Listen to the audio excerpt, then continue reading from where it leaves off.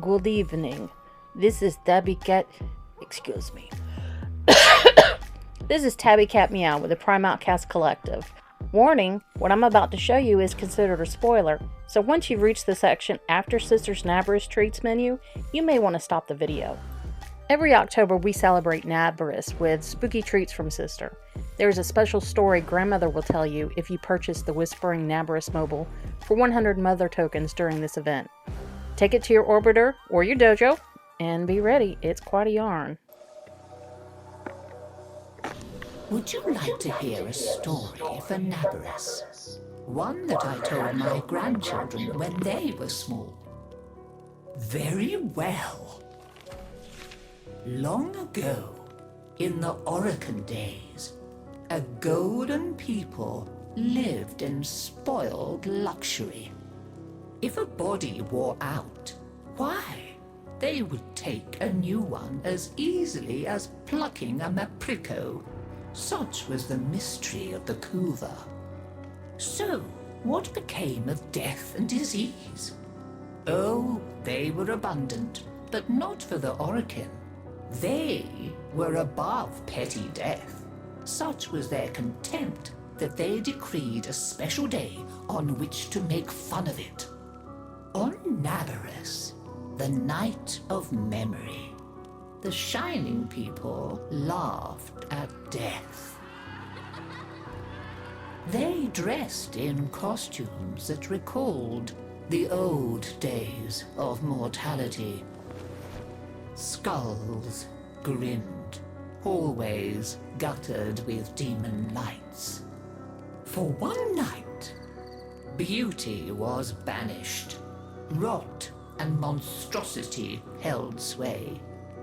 Now, on one very special Naberus, 3 pretty Orokin were bored, as Orokin so often were.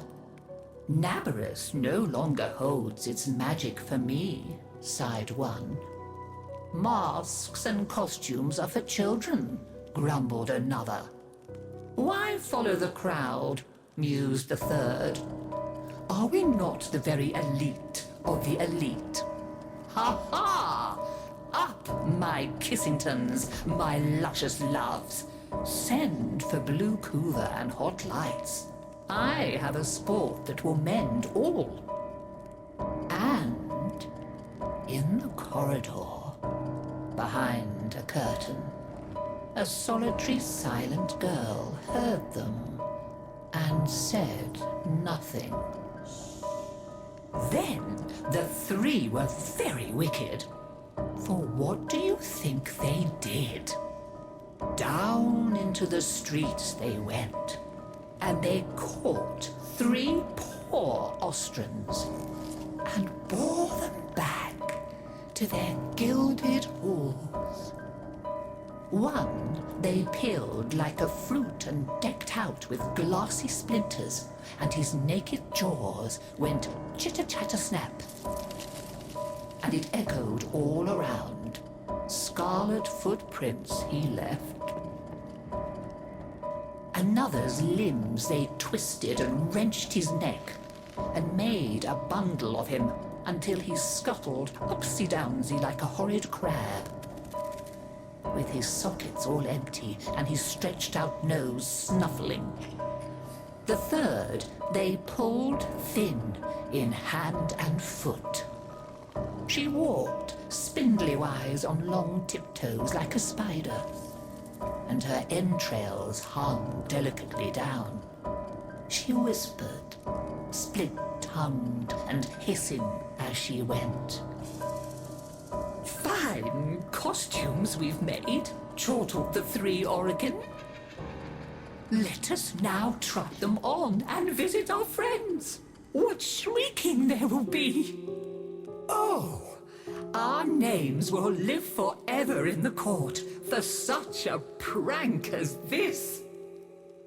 Now, the silent girl brought them their blue Kuva, so they could take on these twisted bodies for only a short time before returning to their own. They drank and slept and woke in their 3 horrid forms. Off they went down the stairs, out the door, into the city, into the night of banners and masks and wild hilarity. Chitter-chatter-snap, scuttle-buttle, whispery-hispery.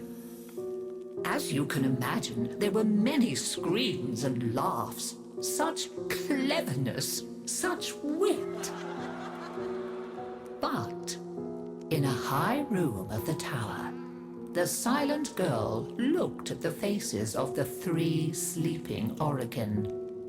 She went and opened a little ivory door that she was not supposed to know about, and drew forth a flask that she would have been glassed for even looking at. A flask of crimson kuva, the scarlet seal upon continuity, permanent. And she tipped it down 3 cruel throats. With a little laugh, she went skating away, never to return. There were many screams that Naberus night, but when the sun came up, none screamed so loud as the 3 who found that they were trapped in the hideous bodies they themselves had fashioned forever and ever.